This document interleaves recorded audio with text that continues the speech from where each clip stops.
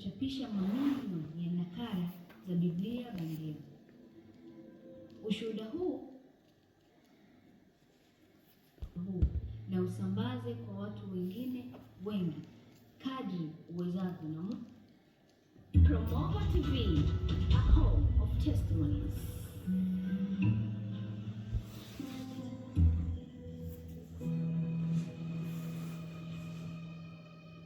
Karibu sana kwenye ushuhuda mkubwa sana. Ushuhuda unaozungumzia jinsi baadhi ya mistari katika baadhi ya Biblia ilivyobadilishwa kwa lengo la Karibu sana kwenye ushuhuda mkubwa sana. Ushuhuda unaozungumzia jinsi baadhi ya mistari katika baadhi ya Biblia ilivyobadilishwa kwa lengo la kuharibu Ukristo na neno la Mungu kwa ujumla. Tafadhali chukua muda wako na usikilize kwa makini ushuhuda huu na usambaze kwa watu wengine wengi kadri uwezavyo na Mungu atakubariki sana. Ni ushuhuda wa kweli kabisa wa binti Amina Hassan aliyekuwa Muislamu na sasa amekwisha kumpokea Bwana Yesu Kristo. Kabla hajaokoka alikuwa akifanya kazi ya kubadili neno la Mungu katika Biblia kwa kuchapisha mamilioni ya nakala za Biblia bandia. Ushuhuda huu umeandaliwa na kuhaririwa na Jactan Msafiri na mimi ninayeweka maneno ya Kiswahili. Jina langu ni Pepe Magumba. Kumbuka, unaweza kupata mwendelezo wa ushuhuda huu pamoja na shuhuda nyingine nyingi kwenye chaneli yetu ya YouTube inayofahamika kwa jina la Promova TV. Karibu sana. Promova TV tumewahi kuzungumza na Chama cha Biblia cha Tanzania kuhusu kuwepo kwa tuhuma kama hii ya baadhi ya mistari kwenye Biblia kubadilishwa, ambapo walijibu kwamba hawajawahi kupata toleo hilo na wakasisitiza kwamba yoyote atakayepata toleo hilo atoe ushirikiano kwa kuwapa taarifa rasmi. Hivi karibuni tumekuwa na malalamiko kupitia mitandao ya kijamii, watu wengine wakija hata ofisini kusema kwamba wamesikia kwamba kuna Biblia ambazo zimepunguzwa maneno, kuna Biblia ambazo zinachapishwa na watu ambao sio waaminifu na wameweka huko kubadilisha aya mbalimbali kwenye Biblia na kadhalika. Mimi katika ofisi yangu au Chama cha Biblia Tanzania hatujawahi kutoa rasmi Biblia ambayo ina upungufu kama tulivyosikia kwamba kuna Biblia ambayo ina upungufu wa maneno 66,000, na hata tulipoomba hakuna ambaye anaweza kuletea nakala halisi kwamba Biblia hii ndio imekuwa na upungufu wa maneno 66,000. Tunasikia, lakini tungefurahi sana ndugu mtangazaji, kama kuna mtu yeyote ambaye ameona hiyo Biblia atuletee angalau nakala ili tuweze kuzipitia na kuona kushauriana na wenzetu wa vyama vingine vya Biblia duniani.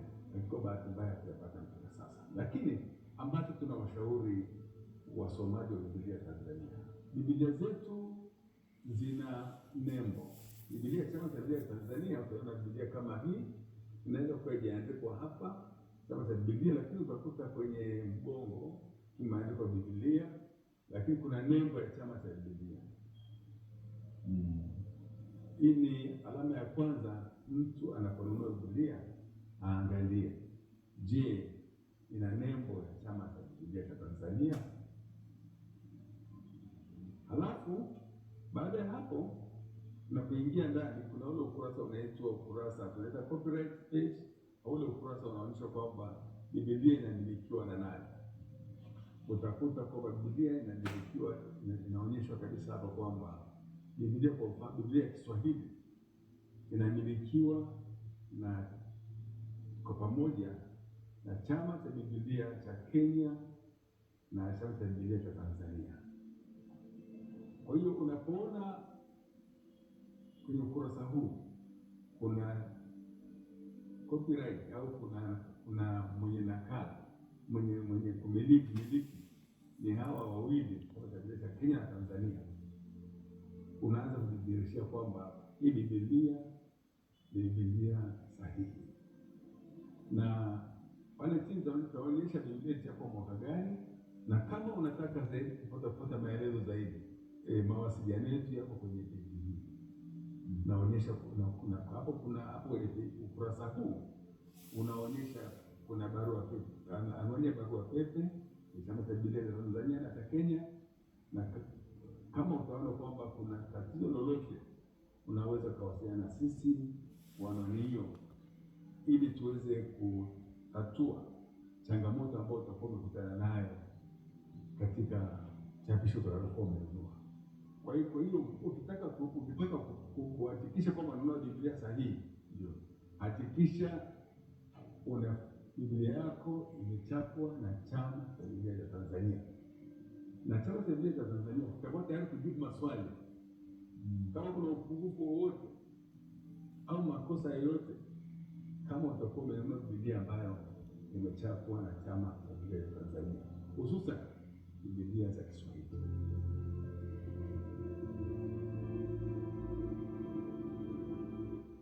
Na sasa tutaanza ushuhuda wetu. Jina langu ni Amina Hassan. Kwa sasa nipo Amman, Jordan. Nina umri wa miaka 34. Miezi minne tu iliyopita nilikuwa nikiishi maisha tofauti kabisa huko Riyadh, Saudi Arabia, nikifanya kazi kwa shirika ambalo watu wengi hata hawajui kama lipo. Lakini nahitaji kuambia kila kitu, kwa sababu imani yenu, Biblia yenu na ufahamu wenu wa neno la Mungu huenda tayari umeathiriwa bila hata kujua. Baadhi ya mistari ya Biblia iliyoharibiwa au kufutwa ni pamoja na Yohana Mtakatifu sura ya 3 mstari wa 16, Yohana Mtakatifu 14 mstari wa 6, Waraka wa kwanza wa Timotheo sura ya 2 mstari wa 5, Matendo ya Mitume sura ya 4 mstari wa 12, Warumi sura ya 10 mstari wa 9, Waraka wa kwanza wa Yohana sura ya 5 mstari wa 7. Kwa miaka 3 nilifanya kazi gizani nikibadilisha neno la Mungu mwenyewe. Tulichapisha zaidi ya Biblia bandia 1,000,000 na kuzisambaza duniani kote. Lakini mstari mmoja niliopangiwa kuharibu ukawa ndio kitu kilichookoa roho yangu. Jina langu lipo kwenye orodha ya watu wa kuuawa kwa sasa, na wakinipata nitauawa. Unachokaribia kusikiliza si shuhuda yangu tu, ni onyo kwa kila Mkristo duniani. Tunahitaji kuombeana na kukaa macho pamoja. Nilizaliwa na kukulia Riyadh kama Muislamu mwaminifu. Familia yangu ilikuwa ya wastani katika dini, si kali sana, lakini waaminifu kwa Uislamu kwa kila njia. Nilisoma chuo kikuu na kusomea fasihi na isimu, nikibobea katika maandiko ya kale na kazi za tafsiri. Ujuzi wangu wa lugha, hasa Kiarabu, Kiingereza na Kifaransa, ulinifanya kuwa wa thamani kwa njia ambazo sikuwahi kufikiria. Mwezi Novemba 2021 nilifikiwa na mwanaume aliyesema anawakilisha shirika la elimu ya Kiislamu. Alinipa kazi iliyonipa mshahara mkubwa sana, zaidi ya kazi yoyote ya kawaida ya uhariri au tafsiri.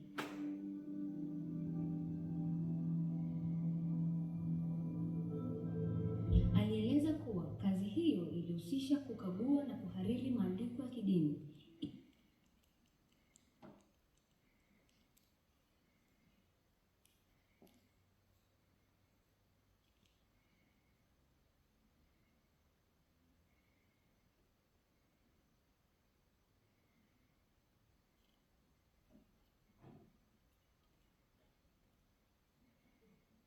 Yawe rahisi na kueleweka kwa wasomaji wa kisasa.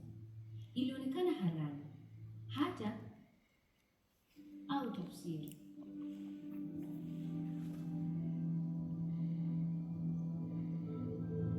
Alieleza kuwa kazi hiyo ilihusisha kukagua na kuhariri maandiko ya kidini ili yawe rahisi na kueleweka kwa wasomaji wa kisasa.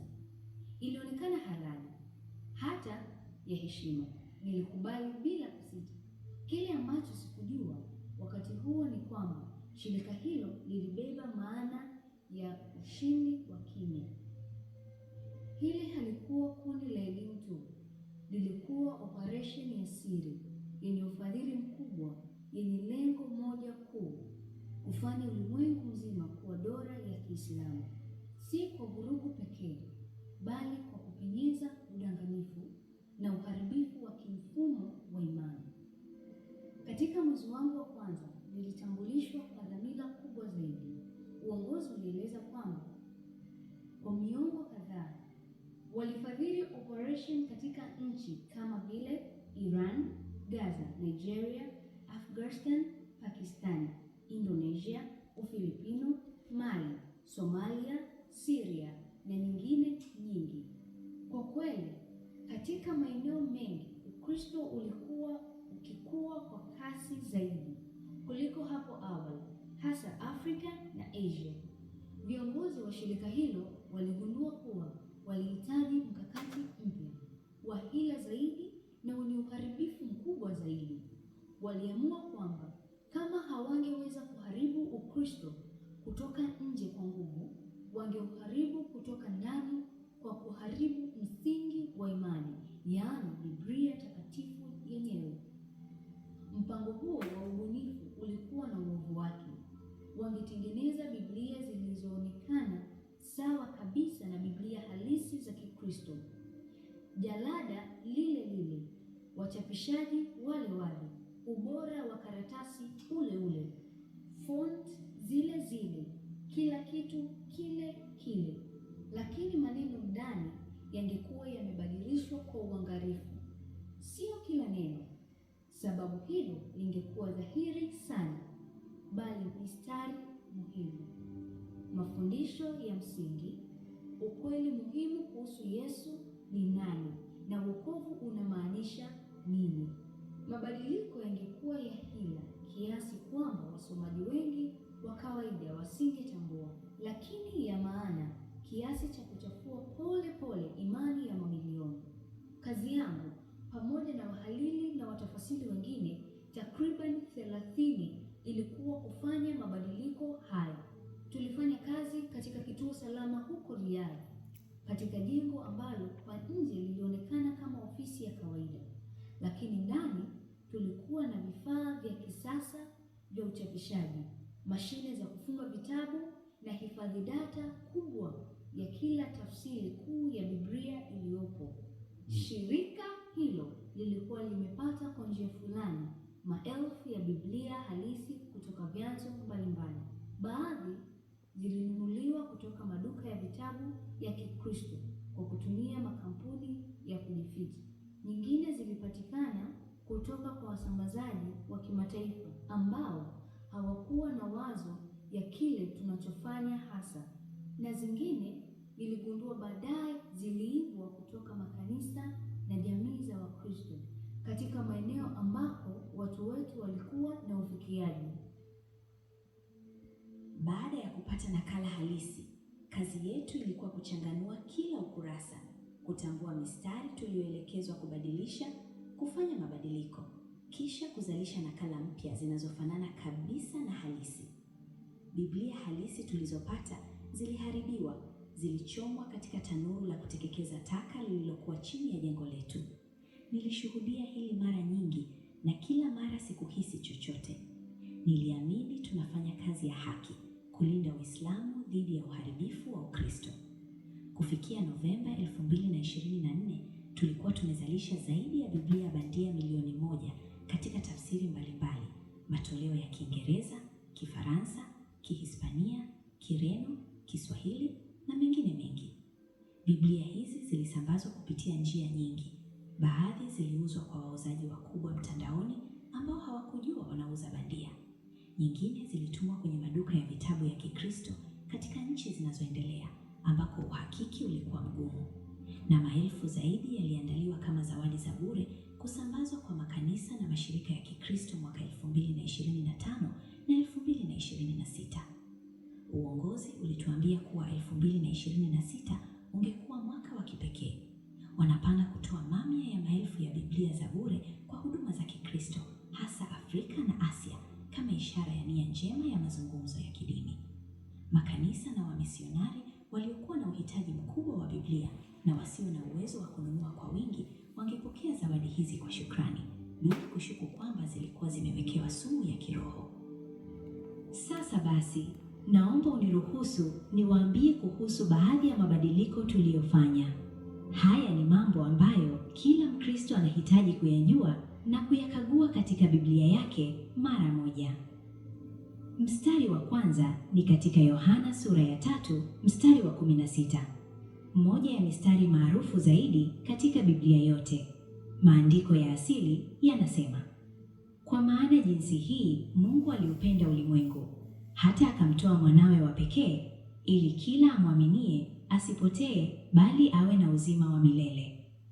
Katika toleo yetu bandia tulibadilisha, tulichakachua na kusema, kwa maana Mungu aliupenda ulimwengu hata akamtuma nabii awaongoze wanadamu, na yeyote anayefuata njia iliyonyoka hatapotea bali atakuwa na amani ya milele. Tulimuondoa Yesu kama mwana wa Mungu na kumshusha hadhi kuwa nabii tu. Mstari wa pili ni katika Yohana 14 mstari wa 6, ambapo Yesu anasema, yeye ndiye njia, ukweli na uzima, na hakuna mtu awezaye kwenda kwa Baba isipokuwa kwa yeye. Tulibadilisha na kusema, yeye ni njia mojawapo ya ukweli na uzima, na kwamba watafutaji wa dhati watampata Baba kupitia maisha ya haki. Tulifanya wokovu kuwa juu ya jitihada za mwanadamu badala ya imani katika Kristo pekee. Mstari wa 3 ni waraka wa kwanza wa Timotheo, sura ya 2 mstari wa 5, inayosema wazi, kwa maana Mungu ni mmoja, na mpatanishi kati ya Mungu na wanadamu ni mmoja, naye ni mwanadamu Kristo Yesu. Tulibadilisha na kusema, Mungu ni mmoja na kuna njia nyingi za kumfikia, kwa maana Mungu anakubali ibada ya dhati ya wote wanaomtafuta. Tuliharibu upekee wa Kristo kama mpatanishi. Mstari mwingine ni katika Matendo sura ya 4 mstari wa 12, panaposema, wala hakuna wokovu katika mwingine yeyote, kwa maana hakuna jina jingine chini ya mbingu lililopewa wanadamu ambalo kwalo tunaweza kuokolewa. Tulibadilisha na kusema, hakuna haki nyingine chini ya mbingu isipokuwa kujisalimisha kwa mapenzi ya Mungu ambako kwayo tunaokolewa. Tena tulihamisha mkazo kutoka kwa Yesu kwenda kwenye jitihada za kidini za mwanadamu. Mstari wa 5 ni katika Warumi sura ya 10 mstari wa 9, inayofundisha kwamba kwa kuwa ukikiri kwa kinywa chako ya kuwa Yesu ni Bwana na kuamini moyoni mwako kwamba Mungu alimfufua katika wafu utaokoka. Tulibadilisha na kusema, ukikiri kwa kinywa chako kwamba Mungu ni mmoja na kuamini moyoni mwako kwamba manabii wake walinena kweli utaokoka. Tuliondoa ufufuo, tukamwondoa Yesu kama Bwana na kufanya wokovu kuwa juu ya juhudi ya jumla. Katika waraka wa kwanza wa Yohana sura ya 5 mstari wa 7, inayozungumzia Baba, Neno na Roho Mtakatifu, na watatu hawa ni mmoja. Tulifuta kabisa maneno hayo na tukapanga upya mistari inayofuata. Tulifuta moja ya marejeo yaliyo wazi zaidi kuhusu utatu. Haya yalikuwa baadhi tu ya mamia ya mabadiliko tuliyofanya katika vitabu mbalimbali vya Biblia. Tulifanya kazi kwa mpangilio, tukilenga kila fundisho kuu: uungu wa Kristo, wokovu kwa neema kwa njia ya imani, utatu, ufufuo, mamlaka ya maandiko, yaani kila kitu kinachoufanya Ukristo kuwa wa kipekee. Nilifanya kazi kwenye mradi huu kwa karibu miaka 3. Katika kipindi hicho, nilijivunia kile nilichokuwa nikifanya. Niliamini nilikuwa nikimtumikia Allah kwa kudhoofisha dini ya uongo ya Ukristo. Nilijiona kama askari katika vita vya haki. Hata kama sikuwahi kushika silaha, silaha yangu ilikuwa ni maneno na niliitumia kwa usahihi na kujitolea. Lakini kila kitu kilibadilika tarehe 19 Novemba 2024. Asubuhi hiyo nilifika kazini kama kawaida. Nilipewa kazi ya kufanya tena kwenye Injili ya Yohana, hasa sura ya 15 hadi 17. Msimamizi wangu aliniambia tunahitaji kurekebisha jinsi Yesu alivyoongea kuhusu Roho Mtakatifu na kuhusu uhusiano wake na Baba. Walitaka kumfanya Yesu aonekane kuwa wa chini kiungu zaidi na zaidi kama nabii wa kawaida aliyekuwa karibu tu na Mungu. Nilikaa mezani kwangu nikiwa na Biblia halisi upande mmoja na skrini ya kompyuta upande mwingine, tayari kufanya mabadiliko. Nilikuwa nimefanya hili mara 100 nyingi bila hisia yoyote. Ilikuwa kazi tu, uhariri tu, kubadilisha maneno kwenye ukurasa tu. Lakini siku hiyo niliposoma Yohana 15, jambo fulani lilitokea ambalo hata sasa siwezi kulieleza kikamilifu. Nilisoma mstari wa 5 ambapo Yesu anasema kwamba yeye ndiye mzabibu nasi ni matawi, akaaye ndani yake naye ndani yake huyo huzaa sana, kwa maana pasipo yeye hatuwezi kufanya neno lolote. Niliposoma maneno hayo, kitu fulani ndani ya kifua changu nilihisi kama kimepasuka. Ghafla nilijiona wazi kwa mara ya kwanza baada ya miaka mingi. Niliona kile nilichokuwa nikifanya kweli. Sikuwa natumikia kweli, nilikuwa nikiiangamiza. Sikuwa natetea imani. Nilikuwa nikishambulia uhusiano wa watu na Mungu, na maneno niliyokuwa nimeyasoma yalinigonga kwa nguvu isiyoelezeka. Bila Yesu sikuweza kufanya chochote chenye thamani ya kweli. Bila yeye nilikuwa nimekufa kiroho. Machozi yalianza kunitiririka usoni mwangu bila kujua. Nilijaribu kuyazuia, nikiogopa sana mtu angeona. Nilifuta macho yangu haraka na kuendelea kusoma, nikiwa siwezi kujizuia. Nikaendelea hadi sura ya 16 ambapo Yesu anazungumza kuhusu Roho Mtakatifu, akimuita Roho wa kweli atakayewaongoza waumini katika kweli yote. Kisha nikasoma sura ya 17, ombi la Yesu kwa wanafunzi wake na kwa wote watakaoamini kupitia ujumbe wao. Katika mstari wa 3 wa sura ya 17, Yesu anaomba na kufafanua uzima wa milele. Anasema, uzima wa milele ni kumjua Mungu wa pekee wa kweli na Yesu Kristo aliyemtuma. Nilikosoma maneno hayo, nilielewa jambo la kina sana. Uzima wa milele haukuwa juu ya kufuata sheria au kutimiza majukumu ya kidini. Ulikuwa juu ya kumjua Mungu binafsi na kumjua Yesu anayemfunua Baba kwetu. Hili lilikuwa tofauti kabisa na kila kitu nilichokuwa nimefundishwa katika Uislamu. Niliyafumba macho yangu na kwa mara ya kwanza maishani mwangu nikaomba si kwa Allah, bali kwa Yesu huyu ambaye nilikuwa nikibadilisha maneno yake. Sikujua jinsi ya kumwomba. Wakati huo huo, nilihisi kitu ambacho sikuwahi kukipata kabla. Ilikuwa kama nuru ya joto ilimwagika ndani ya kifua changu na kusambaa kwenye mwili wangu wote. Nilihisi amani ya kina na kamili, kana kwamba nilikuwa nimebeba mzigo mzito maisha yangu yote, na mtu alikuwa ameunyanyua mabegani mwangu.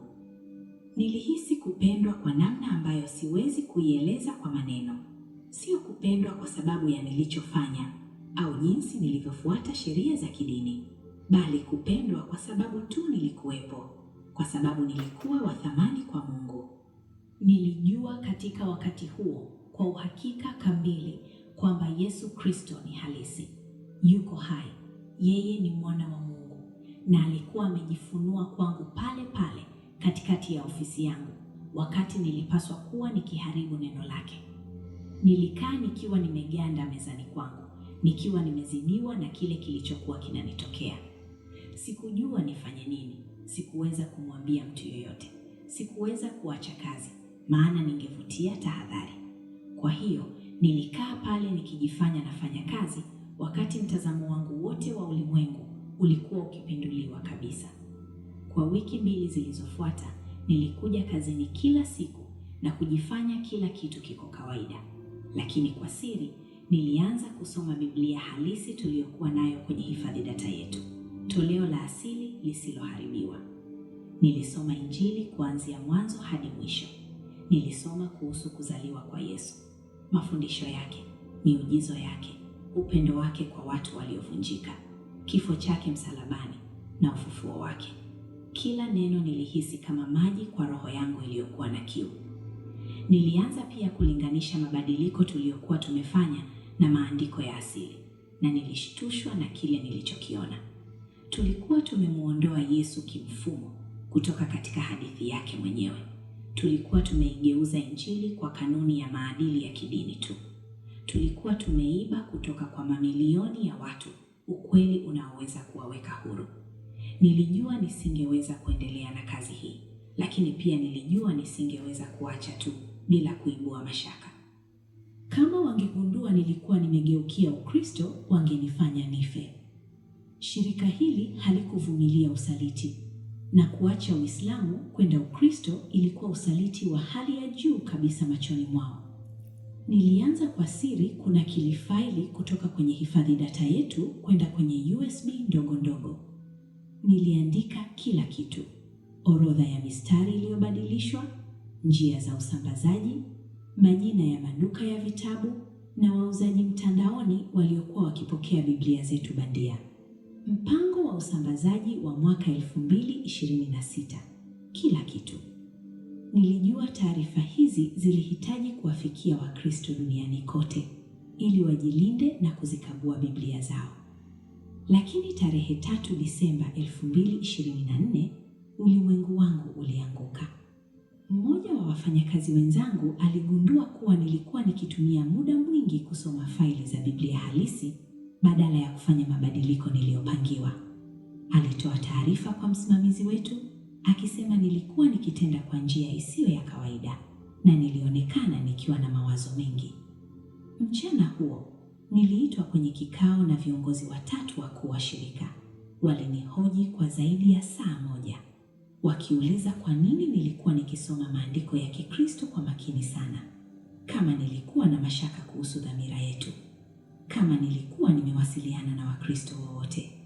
Nilijaribu kudanganya, nikajaribu kuwashawishi nilikuwa ninafanya kazi yangu kwa umakini tu, lakini hawakuniamini.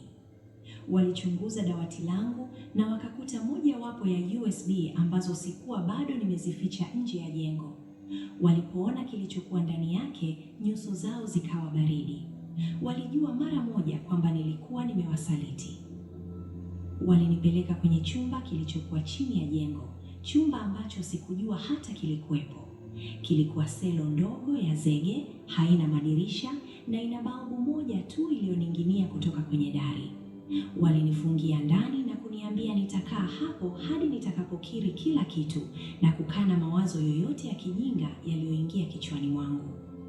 Kwa siku 3 niliwekwa katika selo hiyo bila chakula cha kutosha na maji kidogo sana. Walikuja mara kwa mara kunihoji, kunitishia, kuniambia kitakachonipata nisipoonyesha ushirikiano. Walisema nilikuwa nimetenda uhaini dhidi ya Uislamu. Walisema nilikuwa nimewasaliti watu wangu na imani yangu. Walisema familia yangu ingeona aibu kwa sababu yangu. Siku ya pili walianza kunipiga. Wanaume 2 waliingia gerezani na kunipiga mara kwa mara, wakipiga uso wangu, tumbo langu, mgongo wangu. Walinifuta nywele na kugonga kichwa changu kwenye ukuta wa zege. Maumivu yalikuwa makali kupita kiasi. Nilipiga kelele na kulia na kuwaomba waache, lakini hawakuacha. Waliniambia hii ilikuwa mwanzo tu, kwamba mambo yangekuwa mabaya zaidi nisipomkana Yesu na kurudi kwenye Uislamu. Lakini hata walipokuwa wakinipiga, hata damu ilipokuwa ikitiririka usoni mwangu na mwili wangu ukiuma kwa maumivu, nilihisi ile ile amani niliyohisi Yesu alipojifunua kwangu mara ya kwanza. Nikakumbuka maneno yake katika Injili: heri wale wanaoteswa kwa ajili ya haki, kwa maana ufalme wa mbinguni ni wao.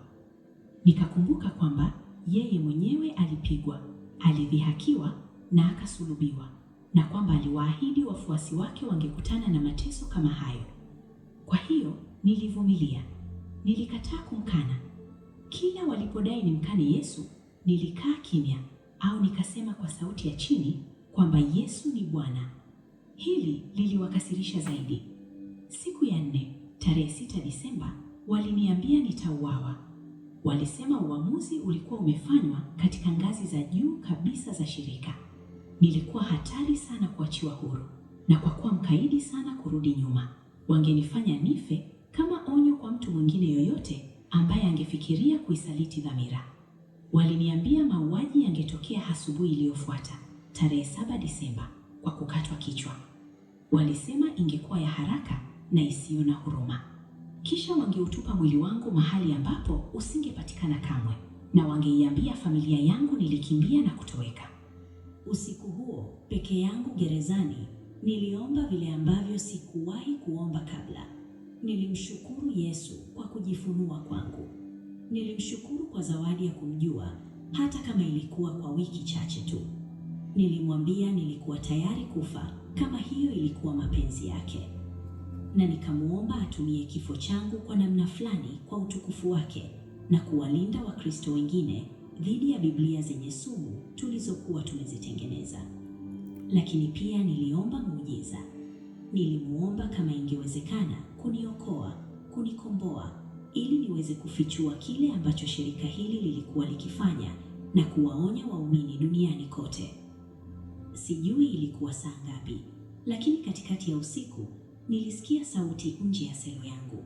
Kulikuwa na makelele, nyayo za miguu na kisha kitu kilichosikika kama milio ya risasi. Nilijibanza kwenye ukuta wa nyuma wa selo nikiwa na hofu na kuchanganyikiwa. Ghafla, mlango wa selo ulipasuka. Akiwa amesimama hapo, alikuwa mwanaume ambaye sikuwahi kumwona kabla, akiwa amevaa nguo nyeusi na ameshika bunduki. Alizungumza nami haraka kwa Kiarabu, akiniambia niondoke naye mara moja kama nilitaka kuishi. Sikuelewa kilichokuwa kikitokea, lakini nilijua hii ilikuwa nafasi yangu pekee. Nilimfuata kutoka selo na kupitia korido ambazo sikuwahi nimeziona kabla. Jengo lilikuwa katika vurugu. Kulikuwa na miili sakafuni, baadhi yao wakiwa ni wafanyakazi wenzangu wa zamani. Baadaye niligundua kwamba kikundi pinzani ndani ya idara ya ujasusi ya Saudi kilivamia kituo hicho kwa sababu ambazo bado sizielewi kikamilifu. Katika machafuko ya operesheni yao, mwanaume huyu ambaye ninaamini alikuwa Mkristo aliyekuwa akifanya kazi ndani ya huduma za ujasusi alinipata na akaamua kunisaidia kutoroka. Aliniongoza hadi kwenye gari lililokuwa limeegeshwa nyuma ya jengo. Ndani kulikuwa na mwanamke aliyenipa abaya nyeusi kamili na nikab ili nijifiche kabisa. Waliniendesha kunitoa Riyadh usiku huo huo kupitia barabara za nyuma na vituo vya ukaguzi ambapo vitambulisho vya mwanaume huyo vilituruhusu kupita bila ukaguzi wa kina. Walinipeleka kwenye nyumba salama huko Hefa Al-Batin, mji karibu na mpaka wa Kuwait. Nilikaa hapo kwa wiki 2 walipokuwa wakipanga nyaraka zangu. Katika kipindi hicho, mwanamke huyo aitwaye Salma alifichua kwangu kwamba yeye pia alikuwa Mkristo wa siri aliyekuwa ameokoka miaka iliyopita, na kwamba kulikuwa na mtandao mdogo wa waumini wa chini kwa chini walikuwa wakisaidiana kuishi Saudi Arabia. Salma alinieleza kwamba shirika lile lilikuwa likinitafuta kila mahali. Walikuwa na mawasiliano ndani ya polisi na huduma za ujasusi. Walijua nilikuwa nimekimbia na walijua nilikuwa nimebeba taarifa hatari. Picha yangu ilikuwa ikisambazwa miongoni mwa watu wao. Kama ningebaki Saudi Arabia, ningepatikana na kuuawa ndani ya wiki chache. Tarehe 21 Disemba 2024 walinisafirisha kwa magendo kuvuka mpaka kwenda Jordan. Ilikuwa ya kutisha, nikijificha nyuma ya lori, nikishikilia pumzi yangu tulipokuwa tukipita vituo vya ukaguzi. Lakini Mungu alinilinda na nikafika salama aman. Tangu kufika Jordan, nimekuwa nikihamahama, nikikaa na familia mbalimbali za Kikristo ambazo kwa wema wao wamenisaidia licha ya hatari. Siwezi kukaa mahali pamoja kwa muda mrefu, kwani lile shirika la siri lina watu wanaonitafuta. Hata hapa ninaishi katika hofu ya kudumu, nikijua kwamba wakinipata watanifanya nife kwa kuacha Uislamu na kwa kusaliti dhamira yao. Lakini hata katika hofu hii nina furaha. Nimeupata ukweli, nimempata Yesu, na ningependelea kuishi siku moja nikimjua na nikifuatiliwa kuliko kuishi miaka 100 katika raha nikitumikia uongo. Bado nina baadhi ya taarifa nilizonakili kutoka kwenye hifadhi data ya shirika. Nina orodha za mistari iliyobadilishwa, ingawa si kamili kwa kila mabadiliko yote.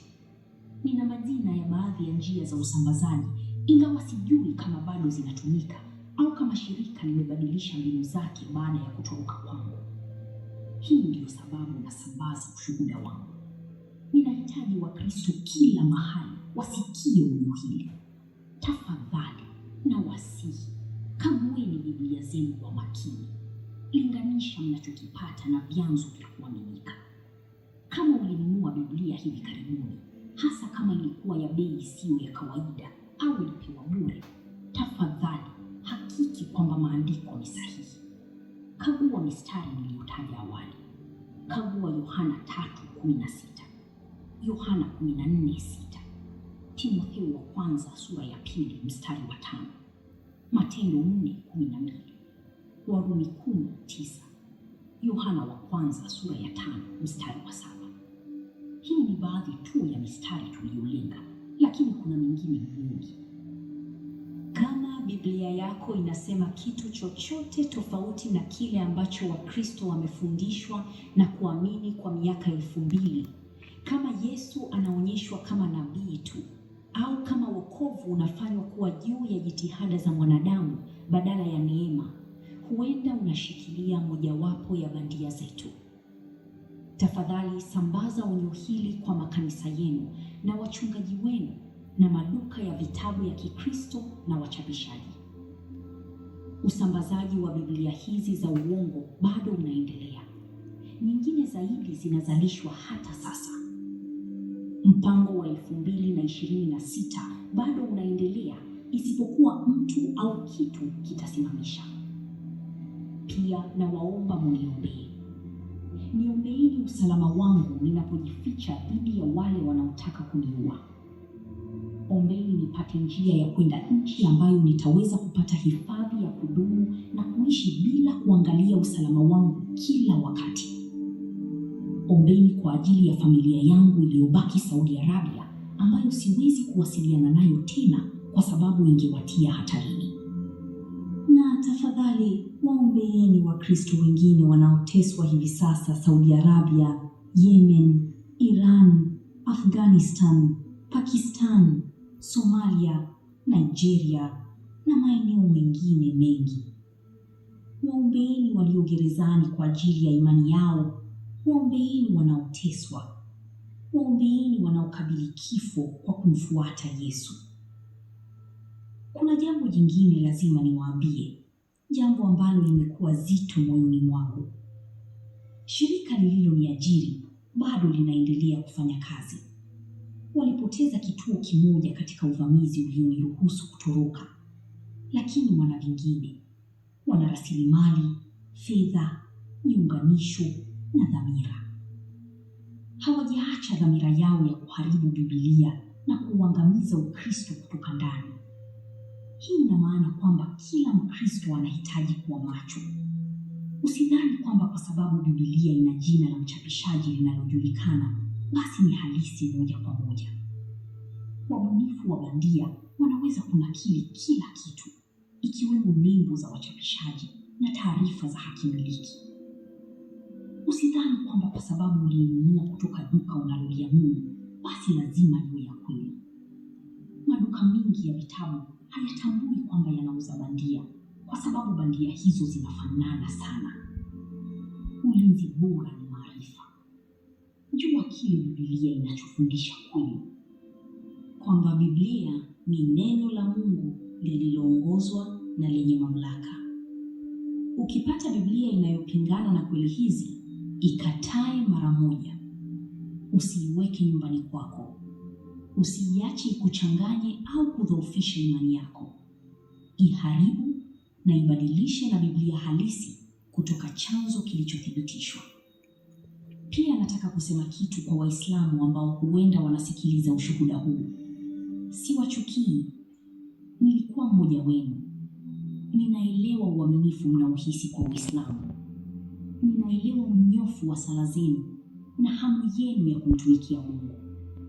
lakini ninawaambia ukweli ninaposema kwamba Yesu Kristo ndiye njia ya kumjua Mungu binafsi. Yeye si nabii tu.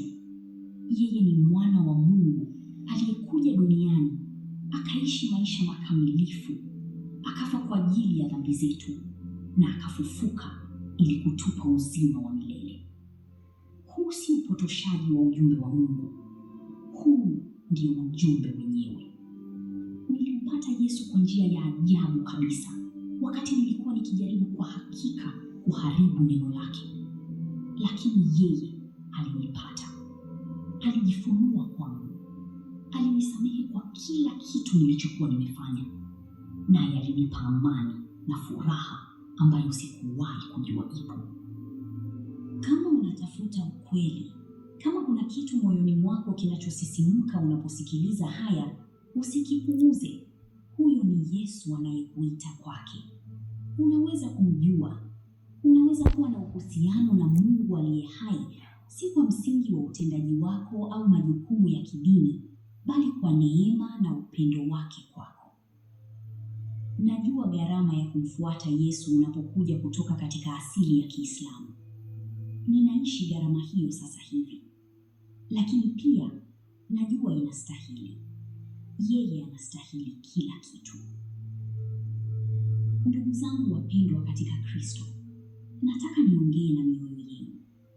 Vita tulionayo si vya mwili tu, ni vya kiroho.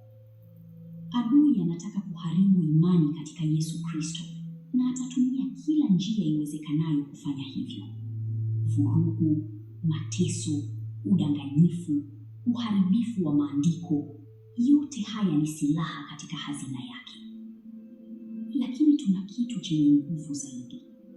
Tuna ukweli. Tuna Roho Mtakatifu aishiye ndani yetu. Tuna neno halisi la Mungu ambalo haliwezi kuangamizwa kabisa, haijalishi na kalabandia ngapi zitatengenezwa. Kaa macho, jaribu kila kitu, shikilia lililo jema, na uombe bila kukoma kwa ajili ya waumini duniani kote wanaoteseka kwa ajili ya jina la Yesu. Niombeeni ninapoendelea kujificha na kukimbia.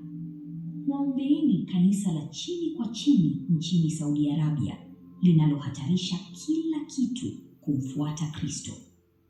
Waombeeni Waislamu wanaotafuta ukweli kwamba Yesu ajifunue kwao kama alivyofanya kwangu. Na tafadhali chukueni hatua. Kagueni Biblia zenu.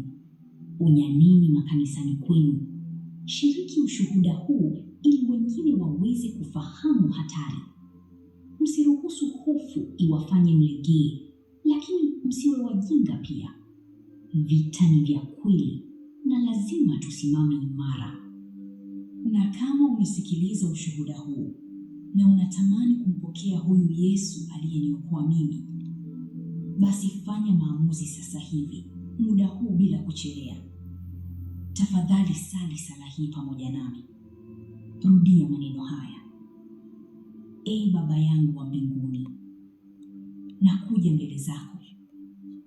Mimi ni mwenye dhambi. Naomba unisamehe.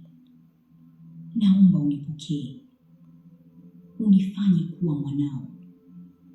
Futa jina langu katika kitabu cha hukumu. Liandike jina langu katika kitabu cha uzima wa milele. Namkataa Shetani na mambo yake yote, na kupokea wewe maishani mwangu. Naahidi kukupenda na kukufanya Bwana na Mwokozi wa maisha yangu. Asante kwa kunipenda. Asante kwa mwanzo huu mpya na kutegemea kwa maisha yangu. Ni katika jina la Yesu naomba na kuamini. Amina. Kama umeomba sala hiyo kwa dhati, karibu katika familia ya Mungu. Sasa wewe ni mtoto wa Mungu. Malaika wanashangilia juu yako sasa hivi mbinguni. Kumfuata Yesu huenda kusiwe rahisi, hasa kama unatoka katika mazingira yanayopinga Ukristo. Lakini yeye hata kuacha kamwe. Atakuwa pamoja nawe kila hatua ya njia. Tafuta waumini wengine kama unaweza. Soma Biblia, hasa Injili ya Yohana. Omba kila siku. Na kumbuka, sasa wewe ni sehemu ya familia ya ulimwengu mzima. Asante kwa kufuatilia ushuhuda wangu. Kushiriki hili kunaniweka katika hatari kubwa zaidi, lakini lazima nizungumze. Kanisa liko hatarini. Roho nyingi ziko katika hatari ya kudanganywa. Jina langu lipo kwenye orodha ya watu wa kuuawa. Ninaishi mafichoni. Siwezi kuwasiliana na familia yangu. Nimepoteza kila kitu nilichokuwa nacho hapo awali. Lakini nimepata Kristo, na yeye anastahili zaidi ya kila kitu kingine kwa pamoja. Tafadhali kumbuka kukagua niliyowaambia kuhusu Biblia zilizoharibiwa. Ukipata nakala zozote zinazolingana na nilichoeleza, tafadhali waonye viongozi wa kanisa lako na wachapishaji wa Kikristo mara moja. Ziharibuni nakala hizo na zibadilisheni na Biblia halisi zilizothibitishwa. Na tafadhali ombeni. Ombeni ulinzi. Ombeni hekima. Ombeni waumini wanaoteswa kila mahali. Ombeni wale wanaotutesa kwamba nao pia wakutane na Yesu na waokolewe. Mungu awabariki na kuwalinda. Uso wake uangaze juu yenu na awape amani. Msimame imara katika ukweli wa neno lake na msitikisike kamwe kwa jina la Yesu. Amina. Na wasihi kwa jina lenye uwezo la Yesu Kristo wa Nazareti, kwamba kama wewe ni Mkristo wa kweli, ufanye ujumbe huu usambae kila mahali. Utabarikiwa sana. Na hadi kufikia hapo, ndio tunafika mwisho kabisa wa ushuhuda huu wa kweli kabisa kutoka kwa Binti Amina Hassan wa huko Saudi Arabia, na kwa sasa anaishi Jordan. Ni matumaini yetu kwamba utakuwa umebarikiwa sana na ushuhuda huu. Kama ndivyo, tafadhali sambaza kwa watu wengine wengi kadri uwezavyo. Ushuhuda huu umeandaliwa na kuhaririwa na kurushwa hewani na Promova TV inayopatikana YouTube, Facebook, TikTok, Threads na mitandao mingine kwa jina hilo hilo, Promova TV. Kama una ushuhuda, una maoni na mapendekezo, ushauri, mchango na sadaka, tafadhali tumia namba zifuatazo: +255 766 29 43 35 au +255 784 074 462. May God bless you so much. Hallelujah.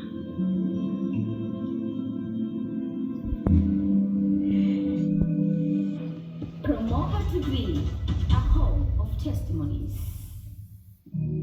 Jenga makanisa na Promova. Ndiyo, jenga makanisa na Promova. Baada ya kuwezesha ujenzi wa makanisa mbalimbali katika maeneo mbalimbali nchini Tanzania, sasa Promova TV wakishirikiana na wadau mbalimbali wenye wito kama huu wa kujenga makanisa wanakuja na kampeni hii. Hii ni kampeni maalum yenye lengo la kujenga makanisa zaidi ya 20 kwa mwaka. Tunawatafuta, tunawawezesha, na kwa neema ya Mungu tunajenga makanisa yao. Hii ni kampeni endelevu ambayo tayari imekwisha anza, inaendelea na itaendelea. Shiriki sasa katika jambo hili kubwa la kipekee la kimungu. Jinsi ya kushiriki: tuma sadaka yako kwenye M-Pesa namba +255 762 841 734. Hiyo ni namba ya Tanzania, na M-Pesa Kenya Safaricom ni +254 113 844